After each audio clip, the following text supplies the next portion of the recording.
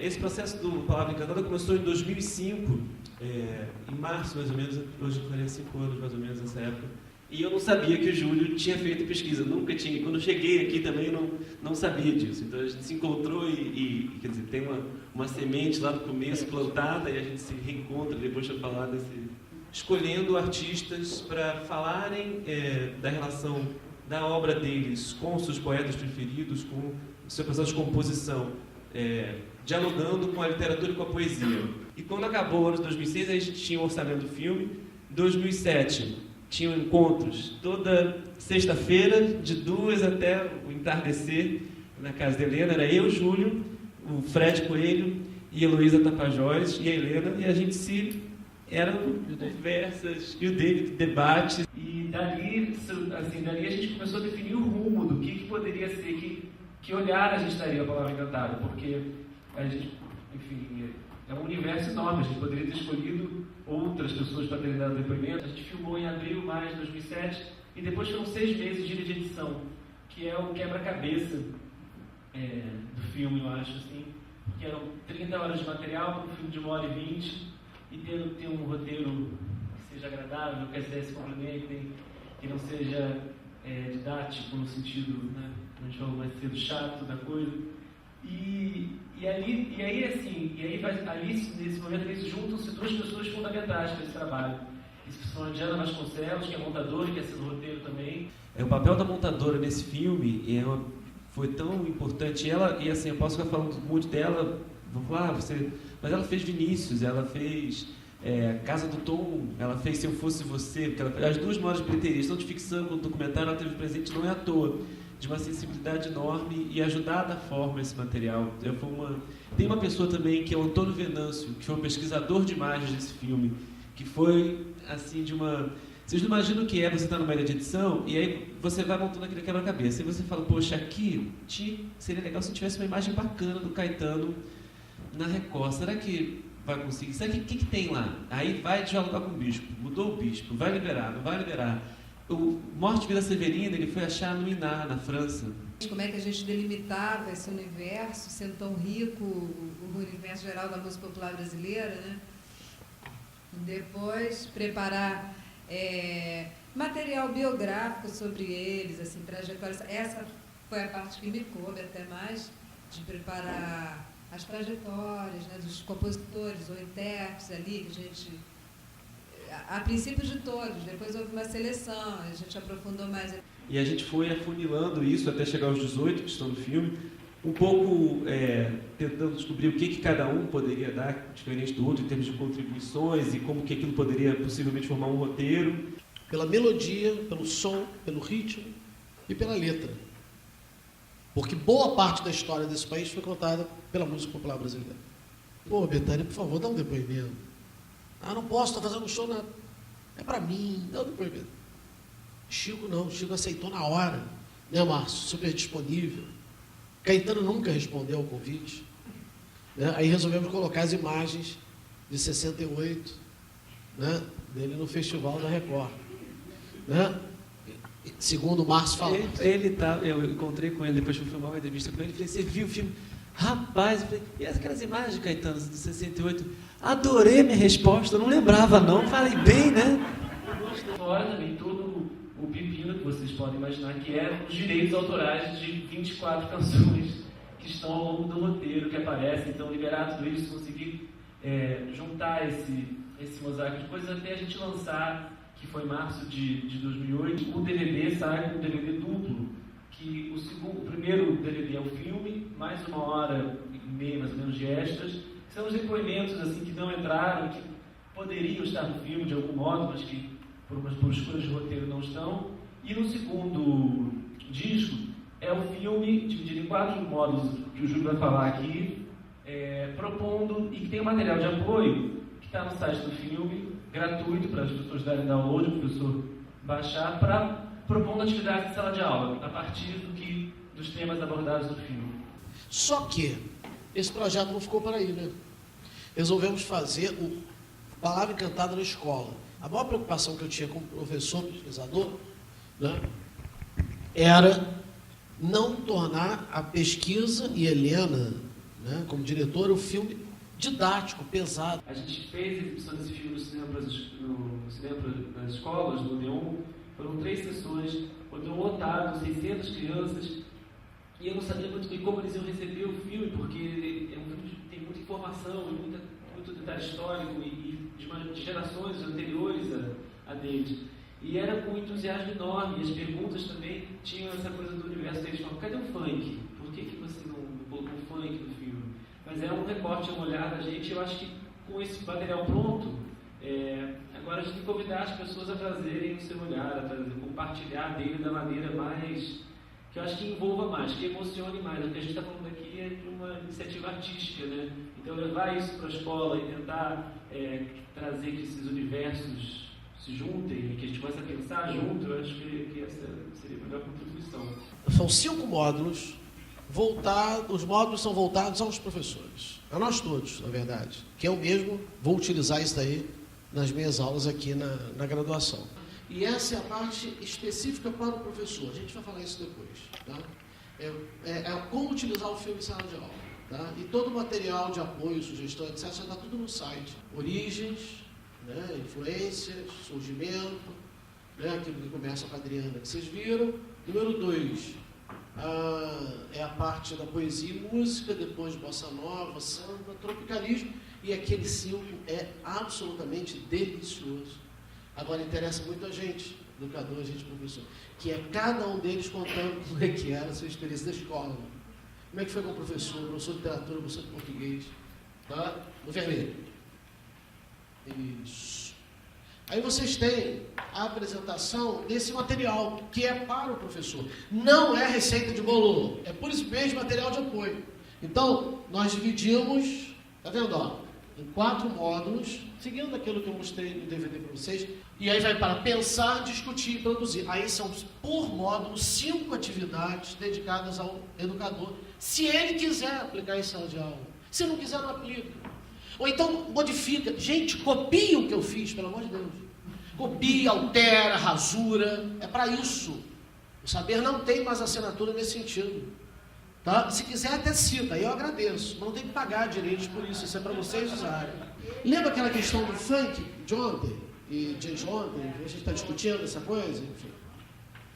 Repara o que o Ferrez colocou.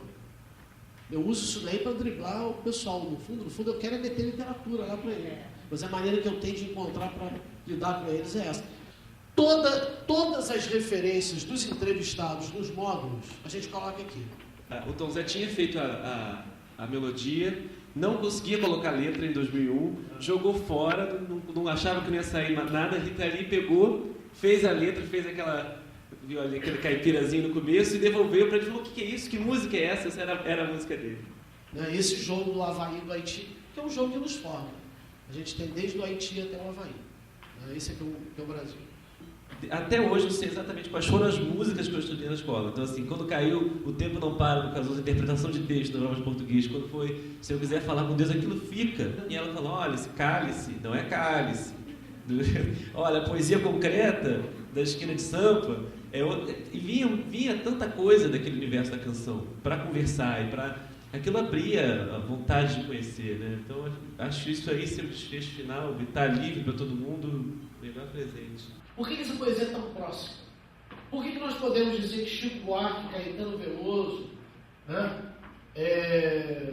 Vinícius de Moraes fazem muito bem essa ponte entre a cultura letrada e a cultura oral, entre a música e a poesia erudita?